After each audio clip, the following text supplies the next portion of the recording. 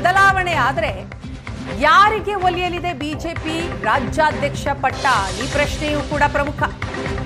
ಜಾತಿ ಲೆಕ್ಕಾಚಾರದಲ್ಲಿ ತಮಿಳುನಾಡಿನ 3 ನಾಯಕರು ಈಗಾಗಲೇ ರೇಸ್ನಲ್ಲಿದ್ದಾರೆ. ಅಣ್ಣಾಮಲೈ ಹಾಗೂ ಎಐಎಡಿಎಂಕೆ ಪಳನಿಸ್ವಾಮಿ ಗೌಂಡರ ಸಮುದಾಯಕ್ಕೆ ಸೇರಿದಂಥವರು.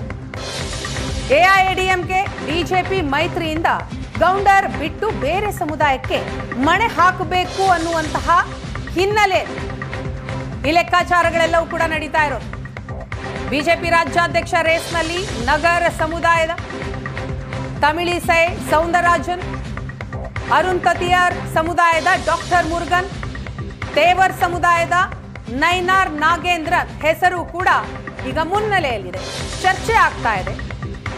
ಇವರಲ್ಲಿ ಯಾರಿಗೆ ರಾಜ್ಯಾಧ್ಯಕ್ಷ ಪಟ್ಟ ಒಲಿಯತ್? ಹಾಗಾದ್ರೆ ಅಣ್ಣಾಮಲೈಗೆ ರಾಷ್ಟ್ರ ಮಟ್ಟದಲ್ಲಿ ಜವಾಬ್ದಾರಿ ನೀಡುವ ಸಾಧ್ಯತೆಯೂ ಕೂಡ ಹೆಚ್ಚು ಅಂತ ಒಂದು ಕಡೆ ಚರ್ಚೆ ಆಗ್ತಾ ಇದೆ. ಅವರನ್ನ ರಾಜ್ಯಾಧ್ಯಕ್ಷ ಸ್ಥಾನದಿಂದ ಕೆಳಗಿಳಿಸಿ ಆ ಸ್ಥಾನಕ್ಕೆ ಯಾರನ್ನ ತರ್ತಾರೆ ಅನ್ನೋದು ಕೂಡ ಬಹಳ ದೊಡ್ಡ ಪ್ರಶ್ನೆ.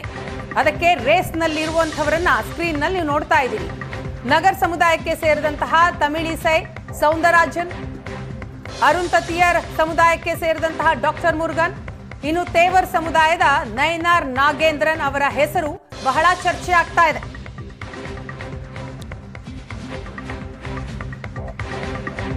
ಇನ್ನು ಮುಂದಿನ ವರ್ಷ ತಮಿಳುನಾಡಿನಲ್ಲಿ ಚುನಾವಣೆ ಇದೆ. ಅದಕ್ಕೂ ಮುನ್ನ ಸಿ ವೋಟರ್ಸ್ ಸರ್ವೆಯನ್ನ ಕೂಡ ಮಾಡಿದೆ. ಆ ಸರ್ವೆಯಲ್ಲಿ ಮುಂದಿನ ಸಿಎಂ ಯಾರಾಗಬೇಕು ಅನ್ನೋದರ ಕುರಿತಾದಂತಹ ಸರ್ವೆ ಕುತೂಹಲ ಮೂಡಿಸಿದೆ. ಸಿ ವೋಟರ್ ಅಚ್ಚರಿಯ ಭವಿಷ್ಯ, ಮುಂದಿನ ಸಿಎಂ ಯಾರು ಅಂತ ಸಿ ವೋಟರ್ ಮಾಡಿದಂತಹ ಸರ್ವೆಯಲ್ಲಿ MK ಸ್ಟಾಲಿನ್ ಅವರಿಗೆ 27% ಜನ ವೋಟ್ ಹಾಕಿದ್ದಾರೆ. ಅವರೇ ಮುಂದುವರಿಬೇಕು ಅನ್ನುವಂತಹ ಅಭಿಪ್ರಾಯವನ್ನ ವ್ಯಕ್ತಪಡಿಸಿದ್ದಾರೆ. ಇನ್ನು 18% ಜನ ದಳಪತಿ ವಿಜಯ್ ಅವರು ಮುಂದಿನ ಸಿಎಂ ಆಗ್ತಾರೆ ಅನ್ನುವಂತಹ ಅಭಿಪ್ರಾಯವನ್ನ ವ್ಯಕ್ತಪಡಿಸಿದ್ದಾರೆ. ಇನ್ನು 10% ಜನ ಇ ಪಳನಿಸ್ವಾಮಿ, ಎಐಎಡಿಎಂಕೆಯ ಇ ಪಳನಿಸ್ವಾಮಿ ಮುಂದಿನ ಸಿಎಂ ಅಂತಾರೆ. ಇನ್ನು 9% ಜನ ಬಿಜೆಪಿಯ ಕೆ ಅಣ್ಣಾಮಲೈ ಅವರೇ ಮುಂದಿನ ಸಿಎಂ ಅಂತ ಅಭಿಪ್ರಾಯವನ್ನ ವ್ಯಕ್ತಪಡಿಸಿದ್ದಾರೆ. ಸೊ ಮುಂದಿನ ಸಿಎಂ ಯಾರು ಅಂತ ಸಿ ವೋಟರ್ ನಡೆಸಿದಂತಹ ಸರ್ವೆಯ ಮಾಹಿತಿಯನ್ನ ನೀವು ಗಮನಿಸ್ತಾ ಇದ್ದೀರಿ. ತಮಿಳುನಾಡು ವಿಧಾನಸಭಾ ಫಲಿತಾಂಶ 2021ರಲ್ಲಿ ಏನಾಯ್ತು ಅನ್ನೋದರ ಪರಿಣಾಮ ಅನ್ನೋದನ್ನು ನೀವು ನೋಡ್ತಾ ಇದ್ದೀರಿ. ಡಿಎಂಕೆ 133 ಸ್ಥಾನಗಳನ್ನ ಪಡೆದಿತ್ತು, ಕಾಂಗ್ರೆಸ್ 18, ಎಐಎಡಿಎಂಕೆ 66. ಇದರ ನಡುವೆ ಸಿ ವೋಟರ್ ಮಾಡಿದಂತಹ ಸಮೀಕ್ಷೆ, ತಮಿಳುನಾಡು ವಿಧಾನಸಭಾ ಚುನಾವಣೆಗೆ ಇನ್ನೂ 1 ವರ್ಷ ಬಾಕಿ ಇದೆ. ಆಗಲೇ ಬಹಳಷ್ಟು ರಾಜಕೀಯ ಬದಲಾವಣೆಗಳು, ಬೆಳವಣಿಗೆಗಳಾಗ್ತಾ ಇದೆ. 2021ರ ತಮಿಳುನಾಡು ವಿಧಾನಸಭಾ ಫಲಿತಾಂಶವನ್ನ ನೀವು ಸ್ಕ್ರೀನ್ನಲ್ಲಿ ನೋಡ್ತಾ ಇದ್ದೀರಿ. ಒಟ್ಟು ಕ್ಷೇತ್ರಗಳು 234, ಮ್ಯಾಜಿಕ್ ನಂಬರ್ 118, ಡಿಎಂಕೆ ಪಡೆದಂತಹ ಸ್ಥಾನಗಳು 133, ವೋಟ್ ಶೇರ್ 37.70. ಇನ್ನು ಕಾಂಗ್ರೆಸ್ 18 ಕ್ಷೇತ್ರಗಳಲ್ಲಿ ಗೆಲುವು ಸಾಧಿಸಿತ್ತು, ವೋಟ್ ಶೇರ್ 4.27%. ಇನ್ನು ಎಐಎಡಿಎಂಕೆ 66 ಸ್ಥಾನಗಳಲ್ಲಿ ಗೆಲುವು ದಾಖಲಿಸಿತ್ತು, ವೋಟಿಂಗ್ ಪರ್ಸೆಂಟೇಜ್ 33.29%. ಬಿಜೆಪಿ 4, ಇತರೆ 13 ಸ್ಥಾನಗಳಲ್ಲಿ ಗೆಲುವನ್ನ ಸಾಧಿಸಿದ್ರು. ಇದು 2021ರ ತಮಿಳುನಾಡು ವಿಧಾನಸಭಾ ಫಲಿತಾಂಶ. ಇನ್ನು ಸಿ ವೋಟರ್ಸ್ ಮಾಡಿದಂತಹ ಸರ್ವೆಯ ಮಾಹಿತಿಯನ್ನು ಕೂಡ ನೀವು ನೋಡಿದ್ರಿ. ಎಸ್, ಈ ಬಗ್ಗೆ ಮಾಹಿತಿಯನ್ನ ಪಡೆದುಕೊಳ್ತಾ ಹೋಗೋಣ. ನಮ್ಮ ರಾಜಕೀಯ ವಿಶ್ಲೇಷಕರಾದಂತಹ ಪ್ರಶಾಂತ್ ನಾಥ್ ಇದೀಗ ನಮ್ಮ ಜೊತೆ ನ್ಯೂಸ್ ಡೆಸ್ಕ್ನಿಂದ ನೇರ ಸಂಪರ್ಕದಲ್ಲಿದ್ದಾರೆ. ಪ್ರಶಾಂತ, ತಮಿಳುನಾಡು ಎಲೆಕ್ಷನ್ಗೆ ಇನ್ನೂ 1 ವರ್ಷ ಬಾಕಿ ಇದೆ. ಆಗಲೇ ಬಹಳಷ್ಟು ಇಂಟ್ರೆಸ್ಟಿಂಗ್ ಡೆವಲಪ್ಮೆಂಟ್ಗಳು ತಮಿಳುನಾಡಿನಲ್ಲಿ ಆಗ್ತಾ ಇರುವಂಥದ್ದು. ಸೊ ಅಣ್ಣಾಮಲೈ ಅವರನ್ನ ರಾಜ್ಯಾಧ್ಯಕ್ಷ ಸ್ಥಾನದಿಂದ ಇಳಿಸುವಂತಹ ಒಂದು ಬೆಳವಣಿಗೆ.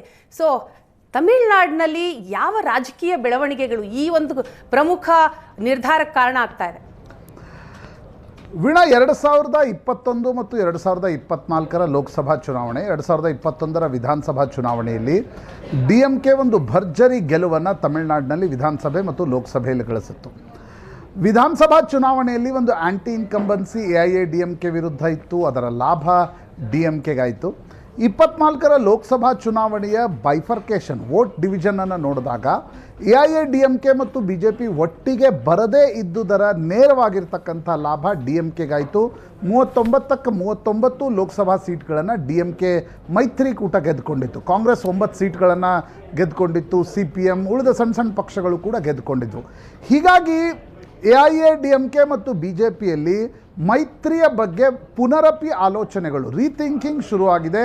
ನಾವು ಒಟ್ಟಿಗೆ ಬರದೇ ಹೋದರೆ DMK ಮತ್ತೊಮ್ಮೆ ಚುನಾವಣೆಯನ್ನು ಗೆಲ್ಲಬಹುದು. ಜೊತೆಗೆ ತಲಪತಿ ವಿಜಯ್ ಅವರ ಪಾರ್ಟಿಗೂ ಕೂಡ ಒಂದು ಟ್ರ್ಯಾಕ್ಷನ್ ಸಿಗ್ತಾ ಇದೆ. ಆ ಕಾರಣಕ್ಕೋಸ್ಕರ ಕಳೆದ ವಾರ ಕೇಂದ್ರ ಗೃಹ ಸಚಿವ ಅಮಿತ್ ಶಾ AIADMKಯ ನಾಯಕ ಪಳನಿಸ್ವಾಮಿಯನ್ನು ದಿಲ್ಲಿಗೆ ಕರೆಸ್ಕೊಂಡಿದ್ದರು. ಪಳನಿಸ್ವಾಮಿ, ತಂಬಿದೊರೈ ಇವರೆಲ್ಲರೂ ಕೂಡ ಹೋಗಿ ಅಮಿತ್ ಶಾ ಅವರನ್ನು ಭೇಟಿಯಾಗಿದ್ದರು. ನೇರವಾಗಿರ್ತಕ್ಕಂಥ ಮೈತ್ರಿಯ ಕಾಂಕ್ರೀಟ್ ಮಾತುಕತೆಗಳು ನಡೆಯದೇ ಹೋದರೂ ಕೂಡ ಮುಂದಿನ 2026ರ ವಿಧಾನಸಭಾ ಚುನಾವಣೆಯಲ್ಲಿ ನಾವು ಮೈತ್ರಿ ಮಾಡಿಕೊಂಡ್ರೆ ಮಾತ್ರ DMKನ ಪೊಲಿಟಿಕಲಿ ಟೇಕ್ ಆನ್ ಮಾಡಬಹುದು ಅಂತಕ್ಕಂಥದ್ದರ ಬಗ್ಗೆ AIADMK ಮತ್ತು BJPಯಲ್ಲಿ ಸರ್ವಸಮ್ಮತಿ ಇದೆ. ಆದರೆ ಅದಕ್ಕಿರ್ತಕ್ಕಂಥ ಹರ್ಡಲ್ ಏನು, ಅದಕ್ಕಿರ್ತಕ್ಕಂಥ ತಡೆ ಏನು ಅಂತಕ್ಕಂಥದ್ದು ನೋಡಿದಾಗ ಕಳೆದ 2 ವರ್ಷಗಳಲ್ಲಿ ಲೋಕಸಭಾ ಚುನಾವಣೆಗೂ ಮುಂಚೆ ಮತ್ತು ನಂತರ ಅಣ್ಣಾಮಲೈ BJPಯ ರಾಜ್ಯಾಧ್ಯಕ್ಷರಾಗಿ ನೇರವಾಗಿರ್ತಕ್ಕಂಥ ಟೀಕೆ ಟಿಪ್ಪಣಿಗಳನ್ನು AIADMK ವಿರುದ್ಧ ಮಾಡ್ತಾ ಇದ್ರು. ದ್ರವಿಡ ಪಾಲಿಟಿಕ್ಸ್ ಬಗ್ಗೆನೇ ತಮ್ಮ ವಿರೋಧ ಇದೆ, ನಾವು DMKನ ಮಾತ್ರ ಸ್ಪೇರ್, ನಾವು AIADMKನೂ ಕೂಡ ಸ್ಪೇರ್ ಮಾಡಲ್ಲ ಅನ್ನೋದನ್ನು ಅಣ್ಣಾಮಲೈ ಹೇಳ್ತಾ ಇದ್ರು. ಪಳನಿಸ್ವಾಮಿ, ಪನ್ನೀರ್ ಸೆಲ್ವಂ ಎಲ್ಲರ ಬಗ್ಗೆ ಕೂಡ ಅಣ್ಣಾಮಲೈ ಟೀಕೆಗಳನ್ನು ಮಾಡ್ತಾ ಇದ್ರು. BJP ಹೈಕಮಾಂಡ್ ಕೂಡ ಅಣ್ಣಾಮಲೈ ಅವರ ಪ್ರಿಪೋಸಿಷನ್ ಏನಿತ್ತು, ನಾವು ಏಕಾಂಗಿಯಾಗಿ ಹೋದರೆ 1-2-3 ಸೀಟ್ ಗೆಲ್ಬೋದು, ವೋಟ್ ಶೇರ್ ಜಾಸ್ತಿ ಆಗಬಹುದು ಮತ್ತು AIADMK ಪೋಸ್ಟ್ ಜಯಲಲಿತಾ ಎರಾದಲ್ಲಿ ತನ್ನ ವೋಟ್ಗಳನ್ನು ಕಳ್ಕೊಂಡ್ರೆ ಅದರ ಲಾಭ ನಮಗಾಗತ್ತೆ ಅಂತಕ್ಕಂಥದ್ದು ಅಣ್ಣಾಮಲೈ ಅವರ ಒಂದು ಹೈಪೋಥಸಿಸ್ ಇತ್ತು. BJP ಹೈಕಮಾಂಡ್ ಕೂಡ ಅದನ್ನು ಒಪ್ಕೊಂಡಿತ್ತು. 8 ಬಾರಿ ನರೇಂದ್ರ ಮೋದಿ ಲೋಕಸಭಾ ಚುನಾವಣೆಯಲ್ಲಿ ತಮಿಳುನಾಡಿಗೆ ಬಂದು ಪ್ರಚಾರವನ್ನು ನಡೆಸಿದರು. ಅನೇಕ ಉತ್ತರ ಪ್ರದೇಶದ ನಾಯಕರು ಹೇಳ್ತಾ ಇದ್ರು ಆ 8ಅನ್ನು ನಮ್ಗೆ ಕೊಟ್ಟಿದ್ರೆ ಇನ್ನೊಂದು 10 ಸೀಟ್ ಬರ್ತಾ ಇದ್ವು ಅಂತಕ್ಕಂಥದ್ದು. ಹೀಗಾಗಿ ಅಣ್ಣಾಮಲೈ ಅವರ ಹೈಪೋಥಸಿಸ್ ಪೊಲಿಟಿಕಲಿ ಫೇಲ್ ಆದ ನಂತರ ಮತ್ತೊಮ್ಮೆ AIADMK ಮತ್ತು BJPಯ ಮೈತ್ರಿಕೂಟದ ಬಗ್ಗೆ ಚರ್ಚೆಗಳು ನಡೆದಿವೆ. ಹೀಗಾಗಿ ಅಣ್ಣಾಮಲೈ ಅವರನ್ನು ಬದಲಾಯಿಸಬೇಕು, ಆಗ ಮಾತ್ರ BJP ಮತ್ತು AIADMK ಒಟ್ಟಿಗೆ ಬರಲಿಕ್ಕೆ ಸಾಧ್ಯ ಅಂತಕ್ಕಂಥದ್ದನ್ನು ಪಳನಿಸ್ವಾಮಿ ಅಮಿತ್ ಶಾ ಅವರಿಗೆ ಮನವರಿಕೆ ಮಾಡಿಕೊಟ್ಟಿದ್ದಾರೆ. ಹೀಗಾಗಿ ಅಮಿತ್ ಶಾ ಅಣ್ಣಾಮಲೈ ಅವರನ್ನು ದಿಲ್ಲಿಗೆ ಕರೆಸ್ಕೊಂಡು ನೀವು ರಾಜೀನಾಮೆ ನೀಡಬೇಕಾಗತ್ತೆ ಅಂತಕ್ಕಂಥದ್ದನ್ನು ಸ್ಪಷ್ಟವಾಗಿ ತಿಳಿಸಿದ್ದಾರೆ. ಯಾರು ರಾಜ್ಯಾಧ್ಯಕ್ಷರಾಗಬೇಕು ಅಂತಕ್ಕಂಥದ್ರ ಬಗ್ಗೆ ಇನ್ನೂ ಅಮಿತ್ ಶಾ, JP ನಡ್ಡಾ ಮತ್ತು ಉಳಿದ ನಾಯಕರ ನಡುವೆ ಚರ್ಚೆ ಆದ ನಂತರ ಒಂದು ಸ್ಪಷ್ಟತೆ ಸಿಗಲಿದೆ. ಆದರೆ ಅಣ್ಣಾಮಲೈ AIADMK ಜೊತೆ ಮೈತ್ರಿ ಮಾಡಿಕೊಂಡ್ರೆ ರಾಜ್ಯಾಧ್ಯಕ್ಷರಾಗಿ ಮುಂದುವರಿಯಲ್ಲ ಅಂತಕ್ಕಂಥದ್ದನ್ನು ಸ್ಪಷ್ಟಪಡಿಸಲಾಗ್ತಾ ಇದೆ. ಇನ್ನೊಂದು ಆತಂಕವೂ ಕೂಡ ವೀಣಾ BJPಗೆ ಇರ್ತಕ್ಕಂಥದ್ದು, ಅದು AIADMKಗೂ ಕೂಡ ಇದೆ. ಒಂದು ವೇಳೆ ನಾವು ಒಟ್ಟಿಗೆ ಬರದೇ ಹೋದರೆ TVK ನಮ್ಮ ಮತಗಳನ್ನು ಕೂಡ ತೆಗೆದುಕೊಳ್ಬಹುದು ಅಂತಕ್ಕಂಥ ಆತಂಕ ಇದೆ. ಯಾಕೆಂದರೆ ತಲಪತಿ ವಿಜಯ್ಗೆ ಒಂದು ಪ್ರಚಂಡ ಜನಪ್ರಿಯತೆ ಇದೆ. ಅಕ್ಟೋಬರ್ನಲ್ಲಿ ಅವ್ರದ್ದೊಂದು ಚಲನಚಿತ್ರ ರಿಲೀಸ್ ಆಗಬೇಕಿತ್ತು, ಅವರು ಅದನ್ನು ಜನವರಿಗೆ ಮುಂದೂಡಿದ್ದಾರೆ. ಜನವರಿಯ ನಂತರ ಏಪ್ರಿಲ್ನಲ್ಲಿ ಚುನಾವಣೆಗಳು ನಡೆದಾಗ ಆ ಚಲನಚಿತ್ರದ ಲಾಭ ಕೂಡ ನಮಗಾಗಬೇಕು ಅಂತಕ್ಕಂಥದ್ದು. ಹಿಂದೆ NT ರಾಮರಾವ್ ಇದೇ ರೀತಿಯ ಒಂದು ಮೂವಿಯನ್ನು ಚುನಾವಣೆಗೆ 1 ತಿಂಗಳ ಮುಂಚೆ ರಿಲೀಸ್ ಮಾಡಿದ್ರಂತೆ. ಅದರ ಪೊಲಿಟಿಕಲಿ ಇರ್ತಕ್ಕಂಥ ಆ ಲಾಭ NT ರಾಮರಾವ್ಗೆ ಹಿಂದೆ 30 ವರ್ಷಗಳ ಹಿಂದೆ ಚುನಾವಣೆಯಲ್ಲಿ ಸಿಕ್ಕಿತ್ತು. ಅದನ್ನು ರಿಪೀಟ್ ಮಾಡುವ ಪ್ರಯತ್ನವನ್ನು ತಲಪತಿ ವಿಜಯ್ ಮಾಡ್ತಾ ಇದ್ದಾರೆ. DMKಯ ಆ್ಯಂಟಿ ಇನ್ಕಂಬನ್ಸಿ ವೋಟ್ಗಳು, AIADMKಯ ನಿರಾಸಕ್ತ ವೋಟ್ಗಳನ್ನು ಕೂಡ ತೆಗೆದುಕೊಂಡು ವಿಜಯ್ ಎಷ್ಟು % ವೋಟ್ ತೆಗೆದುಕೊಳ್ತಾರೆ ಅದರ ನಷ್ಟ ಎಲ್ಲ ಪಕ್ಷಗಳು ಆಗ್ತಕ್ಕಂಥ ಸಾಧ್ಯತೆಗಳು. ಹೀಗಾಗಿ ಒಂದು ರೀಅಲೈನ್ಮೆಂಟನ್ನು, ಒಂದು ಅಲೈನ್ಸನ್ನು ಮಾಡಬೇಕು ಅಂತಕ್ಕಂಥ ಪ್ರಯತ್ನವನ್ನು ಪಳನಿಸ್ವಾಮಿ ಮತ್ತು ಅಮಿತ್ ಶಾ ಅವರ ಮಾತುಕತೆಯಲ್ಲಿ ಸ್ಪಷ್ಟವಾಗಿದೆ. ಅದರ ಮೊದಲ ಹೊಡೆತ ಅಣ್ಣಾಮಲೈಗೆ ಬೀಳುವಂತೆ ಕಾಣ್ತಾ ಇದೆ. Veena. Yes, thank you Prashanth ತಮ್ಮ ಮಾಹಿತಿಗಾಗಿ.